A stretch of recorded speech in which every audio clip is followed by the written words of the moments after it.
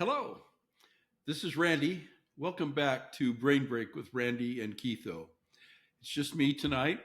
I wanted to tell you a story about the importance of making friendships. I'm an old guy, not as old as I may look, or younger than I may look. I'm not sure. I am blessed in that I have a lot of friends that I met through serving in my church, working with young men. I'm so grateful for the impact that they have had on my life and the examples they've been.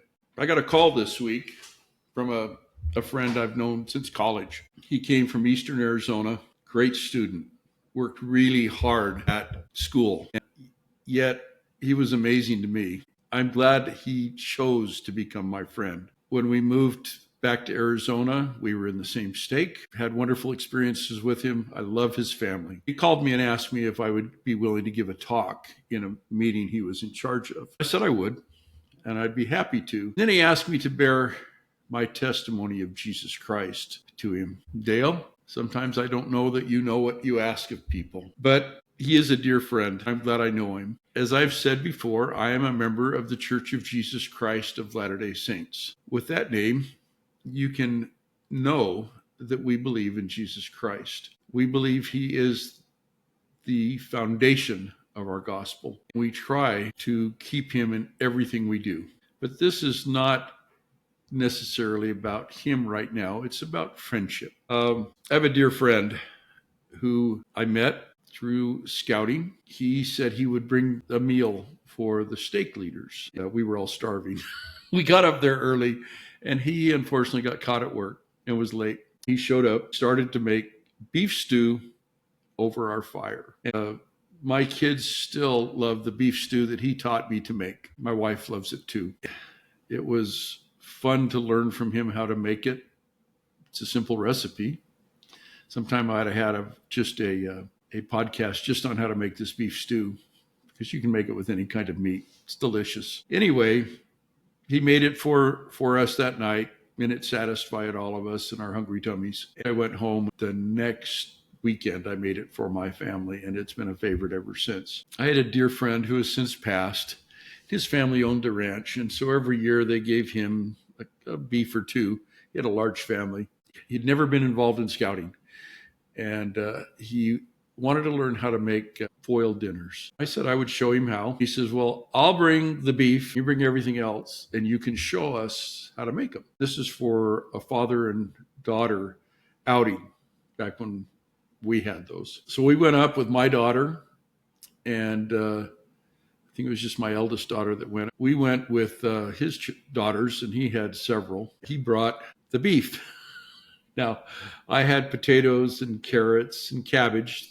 Use the cabbage to keep it from burning through the foil, provide a little moisture, fire protection, if you will. So I went to get the meat from him, and what he had brought was steaks. I'd never made a foil dinner with steak. I'd always made foil dinners with hamburger.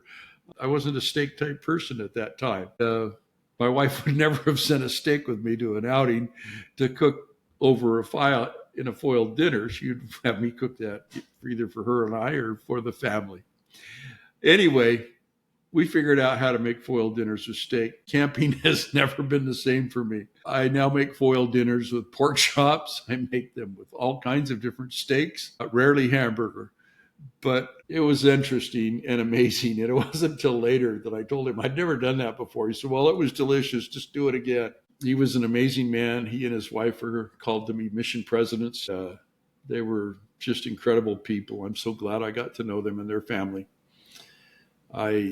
They're older than me, and I wish they were still around because I miss them. When I was first counselor, I think I was the Stake Young Men's president, but I was actually over the varsity scouts. I called two men that were temple workers, retired. I think they both worked at a hardware store part-time, and then they worked at the temple. I called them both to be my unit commissioners. They would be the ones to work with the wards, and I gave them 3 or 4 wards each. They were incredible. But where they really were incredible is when we would go camping. Now, we only went camping with the boys a couple times a year. The rest of the times they'd go with their units on a monthly basis. But one year, these two good men said that they would make shepherd's pie for everyone in the stake. We were going to a remote campsite. I didn't know how they were going to be able to do this. They said, not a worry, we will be fine. They were. It was incredible. Everybody was so excited because what they did is they got to this remote campsite where it was just basically pull in, get off the road, and they would point them to the direction where their unit was going to camp. And then they would tell them, come back when your camp's set up and we'll feed you.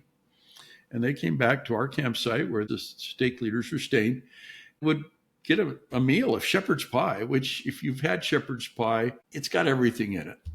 It's got good stuff and carbs, just everything that a 14 or 15-year-old boy needs at the end of a day, and their leaders. I was very impressed that they were able to do that, pulled it off very reasonably. Then they realized how hard I was working as a young man, traveling every week. I would come back, literally fly in from the airport, come home and change. My wife would pack my camping gear in the car, and I would change out of my work dress and put on my scouting clothes, and I would go to the outing. When they found that out, these two men, over the next several years, never allowed me to fix a single meal for myself. They always had a meal ready.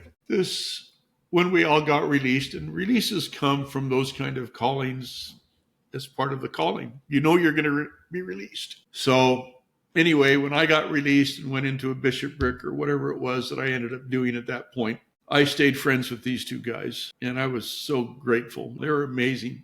I stayed very close to both of them, but especially to Max. Max had some amazing experiences. I wish I had written them all down. But at one point in the future, from what I'm telling you about them feeding me, always having a meal for me, Max passed away. When at his funeral, I was trying to comfort his wife, and I met a few of his children. I knew his son briefly, just a little bit.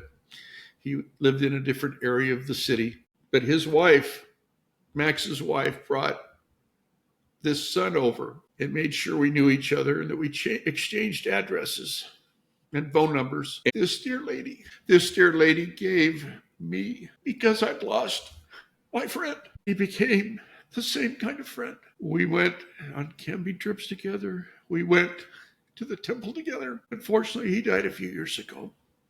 I still miss him. In all honesty, I'm not sure who I miss more, Max or his son. But he raised a great family. I take great joy in watching them progress. Like most of you, I have a Facebook page. I am thrilled to say I keep up with old friends out there. One friend who has since moved to a different state. It's just amazing. His testimony continues to grow while he's, like me, gotten more distinguished looking as the coloring in our hair has disappeared and become white or gray or silver. I don't hear from him as much as I'd like to, but what little I do hear from him, it just thrills me to death. And he's always positive, he's always upbeat, but he's always concerned for someone else. He could be having the worst problem in the world, and I would never know about it if someone else didn't tell me. I am grateful for good friends, and I try to keep them close. I want you to please consider the importance of building strong friendships now so that when you're my age, you will be able to have good friends to lean on and to look out for, and for them to look out for you. Because I promise you, you'll be grateful for it if it happens. I want you to have a great day. Thank you again for joining me for Brain Break with Randy and Keitho. And I hope you will invite your friends and family to listen to this, like and subscribe, as they say. I appreciate you making the time to give me a few minutes of your time. Have a great day.